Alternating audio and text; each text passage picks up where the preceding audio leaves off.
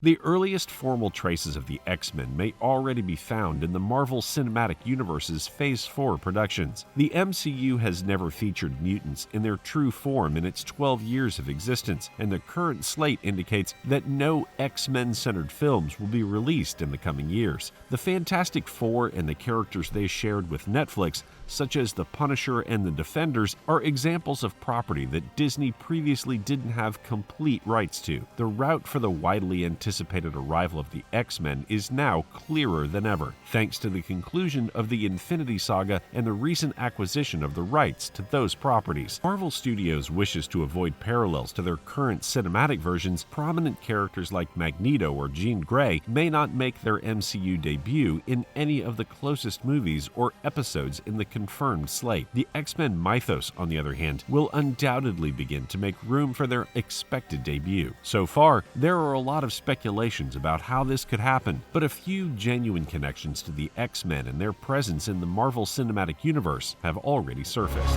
Wanda, what do you know about the multiverse? Viz had his theories.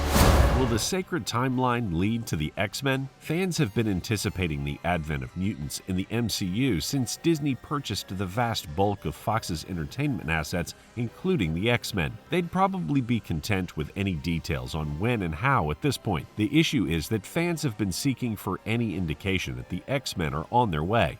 Every inconsequential detail in a WandaVision show sparked widespread conjecture that it was an indication of mutants. While that plan never materialized, the sacred timeline on Loki may present an opportunity to do so. The series does not revolve around mutants or the X-Men. It is mostly concerned with different timelines and universes. Sylvie has also lately bombed the sacred timeline, causing all sorts of havoc. Her schemes could lead to a variety of intriguing outcomes. The TVA's destruction is Sylvie's proclaimed goal. In this conflict, a rising number of individuals are standing with her. The TVA will be a different organization if it survives. It's unlikely that the TVA, whatever it is at the time, will be able to repair all of the harm done to the once sacred timeline. Sylvie's assault not only hit a variety of interplanetary targets, but it also hit several Earth-based targets. In the years 1390 to 2006, a total of 14 cities around the world were affected.